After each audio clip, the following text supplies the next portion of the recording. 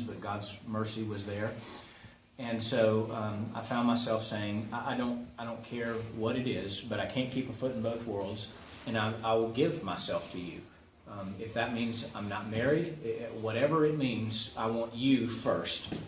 And so, I was going through the normal course in my 20s of dating relationships and things like that. And when I got back from Malawi, and I was at a youth event, because I was starting to get involved with the youth ministry at the time on a volunteer basis, just because what I really felt like God was saying to me, well, if you're going to make good on what you're saying to me, then I want you to go back and pick up where you left off.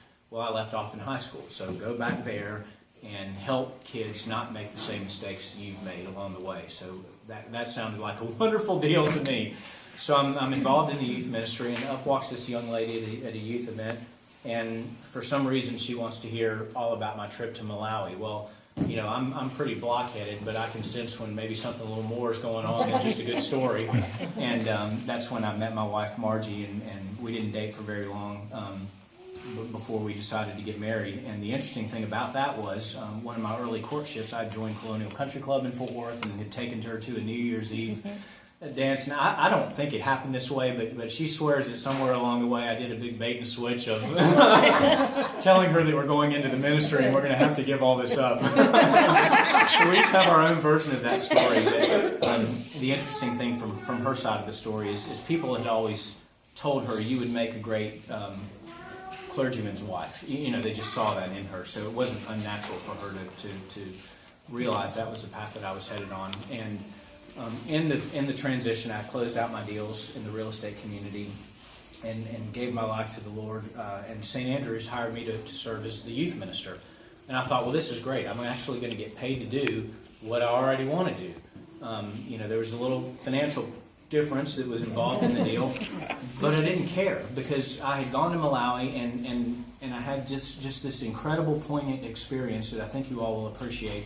We're in some remote church in some remote village, and it's about the size of St. Paul's here, and we come to the offering, and there are 50 if there were one kid, all right there in the front pews, and it's time for the offering. And I think, well, I've got a pocket full of Malawian money here, and I can put it in the offering, or I can give it to these kids and see what happens. Every one of them put the money in the offering plate, every single one of them. They're 4, 6, 7 years old, and they have nothing. And I was so moved by those kinds of little lessons that God was teaching me along the way that I thought, okay, I was making $100,000, now I'm making $35,000, fine. You can close that gap however you want to close it, but if those kids can do that, surely I can do this with your grace. And so we started on our journey in 5 years in youth ministry, and a verse became really significant to me over the course of this time, Luke chapter 12, verse 48. And Jesus says, much will be required of the person entrusted with much, and still more will be demanded of the person entrusted with more. And that really kind of became a life verse for me. I realized the opportunities that I had been given, the gifts and talents that God had given to me, and I thought, I'm a fool if I don't employ these in the service of His kingdom to the fullest possible ability that I have, whatever that's going to look like. But what I had realized, interestingly now, in my youth ministry career, is somehow it looked the same as as my real estate career, and the same as starting a fraternity. Because the rector gave me a desk and a phone, and he said, go figure out how to do this. The typical model is you give the cure at the youth ministry, and every 2 years it changes and it falls apart again until the new guy can pick it back up, and then it falls apart again. So I was pretty convinced that if we were going to do anything with it, it was going to be a 3 to 5 year enterprise. And so we just spent 3 to 5 of the most amazing years with the most amazing parents who actually cared enough to do something about the youth ministry program. And I tell you what, every one of those parents came to me, and all parents are concerned about their kids, but they'll equally say, I don't know what to do. So what can you do? Okay, I can do this. Well, let's do that. And as soon as you empower somebody to do something they can do, ministry springs up. It's the most incredible phenomenon. So, a lady would say, I can't teach, but I can bring pizza. Well, kids love pizza, so if you can bring pizza every week, bring the pizza. And a dad would come and he'd say, well, I can't teach, but I can teach them how to do this. And just so all of the relational dynamics unfolded around this youth ministry, and it was just a phenomenal experience. And I'm saying this as a downtown congregation where people live literally all over the place and have to come into this dynamic, and we're competing against the local Bible church, the local Baptist. Competing. We're all trying to get kids in the door. But it just became this phenomenal experience of, here's a desk and a phone. What are you going to do with what I've given you? And so along the way, we ended up on mission trips, because what I began to realize is the best way to transmit the faith to someone else is the way it's been transmitted to you, right? That's the most authentic way to do it. So we started taking kids on mission trips to Juarez. So in comes our companion relationship with the Diocese of Northern Mexico. And, as soon as you say Juarez, there's not a parent, they just scatter. We're not going to Juarez. So we invited the guy who was running the mission in Juarez to our church to speak and talk about the mission, to try to see if we could change the dynamic. And the lady who was the most adamant opposition to me became the lady who helped me coordinate the missions. Now, if that isn't God at work, I don't know what is. And her kids all got the faith through these missionary experiences where we go build houses, we'd go help build classrooms in schools. And I'll just tell you the most incredible story. We went the first year, and we thought we're supposed to build a church. That was a project we were told we were going to do. They've poured the slab, and you guys are going to help raise the building. Well, you know how Mexico works, and if you've ever been on a mission trip, you know how mission trips work. Nothing ever happens the way you think it's supposed to happen.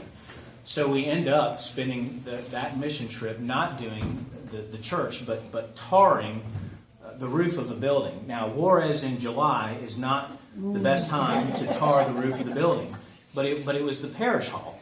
And the parish hall was about this size. It had the kitchen, and it went to about the end of this table, so it was about half the size of this parish hall. And those kids tarred that roof, and we sweat together and lost 30 pounds together and complained with each other and talked about Jesus for a week. And we went back and we processed that experience. And the whole time being on top of this roof in Juarez, you can look across the river and you can see El Paso. So they start to get it, right? They just start to get that there's something bigger going on than their little computer click, closed world. And the next year we go back. And we didn't know this. The next year we went back, because we did the work on that roof, they doubled the size of the parish hall. And those kids all thought, wow, I can do something for the kingdom of God.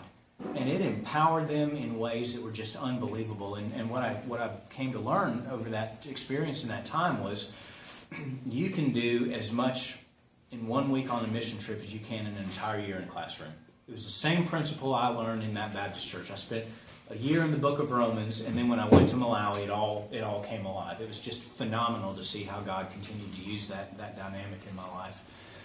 And we had kids, they got baptized in Juarez. We had a girl who went the first year. She was not a Christian. She wanted to get baptized, and we said, well, let's go talk to your parents because you're still in high school. She said to them she wanted to get baptized in Juarez the next year on the mission trip. Guess where she got baptized? In Juarez on the mission trip. Just phenomenal kinds of things. But what I came to see was the kids, they wanted me to participate in that, and I knew then that God was calling me to word and sacrament. And so it was a matter of time in trying to discern, what this was all going to look like. And in the midst of that, somewhere along the way, God started speaking to me about church planting. And so I thought, well, that's pretty natural. Start a fraternity, figure out a real estate business, youth ministry, it all seems to be rowing in the same direction here. So I just became a junkie, and I went to every church planting conference. I didn't care what denomination it was. I just went because I wanted to find out, how do you do this thing? And so my life sort of went from trying to figure out which corner McDonald's should go on to which corner a church should go on. And it's not a dissimilar thing, right? It's all about location. So I end up, St. Andrews sends me to Nashotah House, 3 years at Nashotah House, which was just a wonderful experience. St. Andrews is very Reformation-based in its theology and formation, and that was good because I needed to have grounding beyond the Bible. I needed to know what somebody said about the Bible, so I kind of got the Reformation perspective. And then at Nashotah House, I got the Church Fathers. So this wonderful breadth and depth of experience. But I came out of it knowing that I was supposed to plant a church, and I had no idea how that was going to happen. So we actually had job opportunities outside of the Diocese of Fort Worth, and the bishop said, well, we've got 4 seminarians out in 2 places to place them, so if you want to interview around, go ahead. And we were about to take a job in South Carolina, and we came back from interviewing from that job to Nashotah House, and there was a message on our phone, and it was from Father Chris Jamber at All Saints, and Margie answered the message, and she said, well, what in the world would he be calling us for? I said, well, there can only be one reason that a rector in the Diocese of Fort Worth would be calling us, and he wants us to come to All Saints to plant a church, or to be the curate there. So I go to the interview, and he says to me, if you could do whatever you'd want to do, what would you do? I said, well, I'd plant a church, and I'd be involved in college ministry. So he says, well, that's great. I want you to do men's ministry, evangelism, and missions. Well, I can do that in my sleep, because that's kind of what I had been doing. And the principle I realized along the way, and this was so significant about the men's ministry in particular, is, my background in real estate, if you're not talking to the guy who pulls the trigger, you're wasting your time. So, whether it's a man or a woman, you're looking for the top dog, but men are oriented that way. They want to find the guy who's going to be able to pull the trigger and make the decision. So it just so happened that the rector set me up in that position, so I got to know the men of the congregation real well, and we did some neat things. But he comes along with this plan for All Saints. It was this 20-year plan that involved the existing campus and the school, and it involved planting a church. So he commissions me to do a study on how would All Saints plant a mother-daughter church. So where do I go? Back to all these men that I've been ministering to. I said, well, who wants to plant a church? And I get a show of hands. It really surprised me. So I haul them off to a church planting conference in Pittsburgh, and we're all jacked up, and we make the presentation to the vestry. And they loved the idea, but they said, well, we've thought about these 3 priorities, and we want to focus here, and we want to focus here, and the church is the 3rd priority. Well, I knew my time was over there, because I was called to plant a church, and I couldn't sit around for 5 to 10 to 15 more years and just kind of stir the pot waiting for this thing God had given me to express. And so Father Jeff gave the setup for that, when everything started to fly apart. I went to the bishop and I said, out of conscience, I can't be here anymore. So I'd like to plant a church. I'd like to do it for the Diocese of Fort Worth, but I do have another opportunity. So if this doesn't work, no harm, no foul. Let's do what we do to go serve the Lord. And I walked out of the meeting with Bishop Eicher, and I called one of the guys who was interested in helping me plant a church from All Saints, and I said, well, the bishop's given me permission to plant a church, but there's no money and we have no idea how it's going to happen. And he said, I will not let your family go hungry. He committed to us financially to make this thing work. And it's just that passage in the Bible, we walk by faith and not by sight. And you just take those steps and you trust the Lord's promises. I go all the way back to Malawi and those kids, and they didn't know how they were going to eat, and they had been given a piece of money from me, and they could have taken it home, and they could have eaten, but they gave it to the Lord, and I just know He honored that. So we started stepping out in faith, and none of us had any idea how to plant a church, and the beautiful thing about it was we all knew we wanted to plant a church well before any of this stuff happened.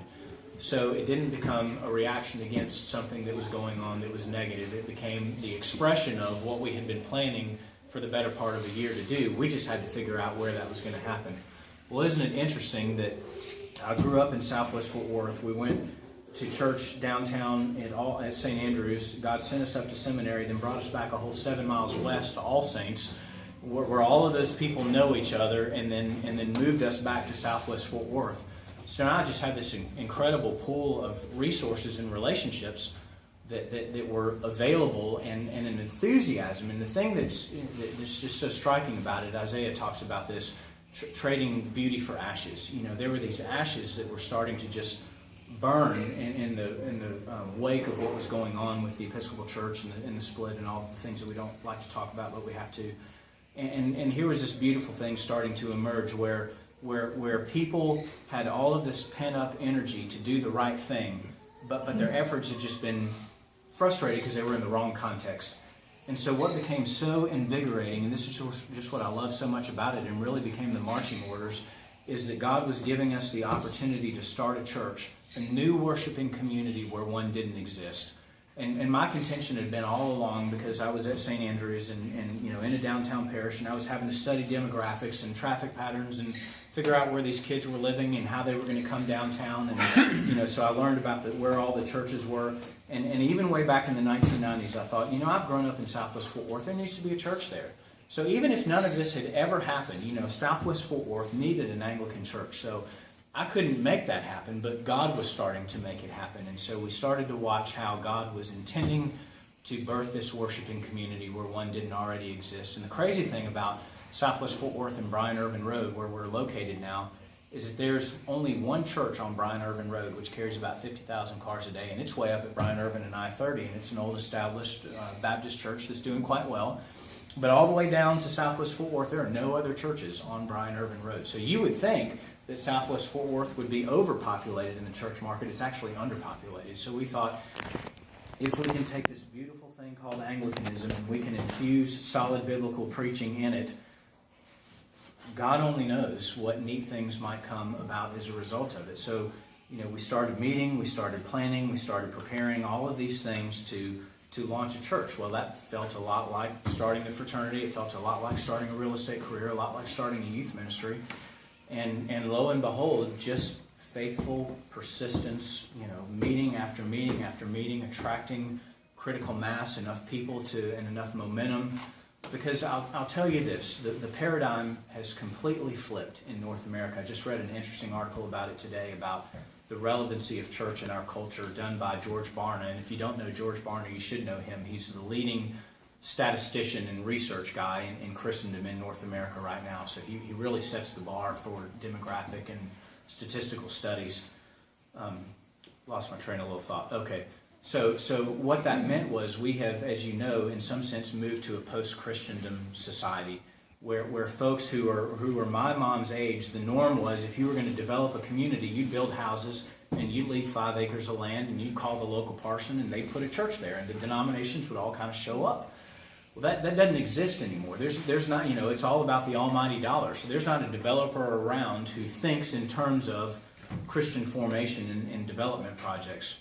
So the paradigm has shifted from start having worship on Sunday morning and a church will spring up out of that to how do you get people to Sunday morning? Because they don't care. They don't care. Why is Jeff in a bar? Because they don't care. And they've got and now we're losing the generation that grew up with some sense of formation. That doesn't exist anymore. Where going to church was normal and in being involved in church was normal, the statistics have so dramatically changed. So Barna points out things like, in your generation, going 3 Sundays a month and being involved in some ministry was normal, to what we learned even 5 years ago in planting a church, 2 times a week was normal for families. Now the cultural norm is saying for the 20-something age group, if they go to church once every 7 weeks, they believe they're vitally connected to the church. That's staggering. If they go every 6 or 7 weeks, they believe they're vitally connected to the church. The entire landscape of the way we think about church is changing right under our nose. And as far as I can tell, if we're ever going to win the right to say this beautiful thing called Mass on Sunday morning, we've got to be out in the street figuring out how to gain people's interest in saying Mass, because it's not happening here anymore. The way our church planting coach talked to us about it, he said, you can't paint the door red and expect people to see it and fall into it. If that's your model for church growth, then just start having your funerals now, because it isn't going to happen. He said, if you're not actively engaged in the community, you're dead in the water. And one of the interesting things I learned about that, I read a Newsweek article when I was doing the youth ministry at St. Andrews, and a pastor caught on to this, kind of dynamic of how do we engage this culture. So he goes out of his office, true story, and he's in Boston, and he just goes out on the street and he runs across a local drug lord, and he says, "What do you do? How do you get these kids into your posse, into your group, into your thing?" And the drug lord looked at him and he said, while you're in your office studying theology and making phone calls and preparing for Sunday morning and doing whatever you do, I've got a $5 bill in one hand and a loaf of bread in the other. And I give it to the kid and I've got him for life. And you think about things like Nike and Apple. Who are they marketing to? They're not marketing to me. They're sure not marketing to you guys. All of their money is invested in kids who are younger and younger, 12 to 21. Because if they can get them in that age bracket, they've got brand for life. That's where all of the brand loyalty is developed. It all happens there. We would have known that as catechism and confirmation. those words don't even exist in the culture anymore. Statistically speaking, the Anglican Church in North America is irrelevant. Statistically speaking, there are more swingers in the United States right now than there are Anglican Christians. It's phenomenal when you think about these kinds of things from a statistical point of view alone. And so we can look at that and we can say, we're dead in the water. I mean, where do we even start this conversation? And one of the great things that our church planting coach said to us is, well, you start where you are. How do you eat an elephant? I mean, it's the same way you've always eaten an elephant. You eat it one bite at a time. So I was driving up here, and I didn't know where you guys were located. I've never been here before, and I got to this church, and I thought, this is a fantastic location with a fantastic facility. And right across the street here, what do you have? A bar. A bar and apartments. I'm talking about right across the street. Oh, totally. You've got apartments where folks who are 50 and older are living. So how easy is that? You've got a gym right back here. So pay for a gym membership for Father Stubbs, which I'm sure he'd love. He'd have to walk 10 minutes. Get his juices going. And let him engage in a way that makes him healthy and makes the culture around him healthy, because you've exposed him in another environment. The question is always, what can you do, back to the parable of the talents, what can you do with what you've been given? Buried in the ground or multiplied? And I think that's all we get. So the neat thing about this enterprise is we've started preaching, we've started worshiping, and we're always asking the question, what can we do for them? What can we do for them? Church is for us. It's for everybody, but we know church. We come to church because we're comfortable. We grow spiritually. It feeds us. What we do on Sunday morning doesn't feed the world yet. They need to know who Jesus is and how he feeds them on Sunday morning. So we're always talking about events that are for us and events that are for them. We know worship is for us. We know discipleship is for us. Fellowship can be for anybody. Anybody can come to a potluck dinner and hear somebody speak about something.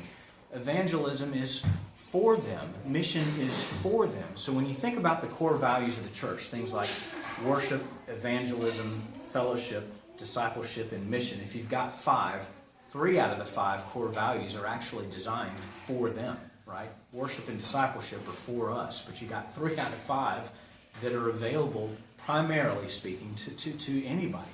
So I continually find myself asking the question, what can we do? And I'll just say this. The reason we hired Father Mark Pauley is because I need to be the rector of the church, kind of a generalist who can supervise, you all know the drill, the things that go on in the life of the church. The reason we hired Father Mark Pauley is to specifically task him with youth and families. He's got the hardest job in the world. But I tell him, I don't want to see you in the office. If he's sitting around in the office doing stuff, he's wasting time as far as I can tell. Now, of course he's got things he has to do. But the point is, can he go sit at Starbucks and talk to people? Can he go to a kid's baseball game and talk to people?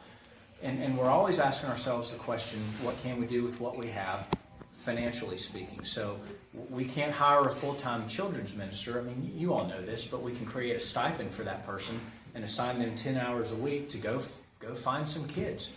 So every time we think about resourcing with stewardship, another core value of the church, we're thinking in terms of for them. What can this ministry do for somebody that's outside of our walls? I have no idea where we're going to go. We may always be 110 people on a Sunday morning. That may be what God has designed and desired for Christ's Redeemer. I really have no idea. And I truly don't have any expectations on that, except to say that if we're faithful to listen to God and do what he's asked us to do, we'll grow to whatever he wants us to be. And I'm convinced that if we get that right, the opportunity to plant another church will be in front of us, because I think that's pretty natural to life, right? What do? We come together and we have children, and those children grow up into adults, and they have children, and they have children. So my prayer, my hope is that God has strategically placed us in an area of town that will allow those kinds of things to happen. And I say that very much knowing that I'm talking apples to oranges. I mean, you guys are not in Southwest Fort Worth. And yet the question, I think, is in front of all of us who are concerned about these kinds of things. What do we do with the talent that we've been given? So I can probably start repeating myself pretty soon, but maybe this is a good time to hear comments and answer questions that maybe you all have.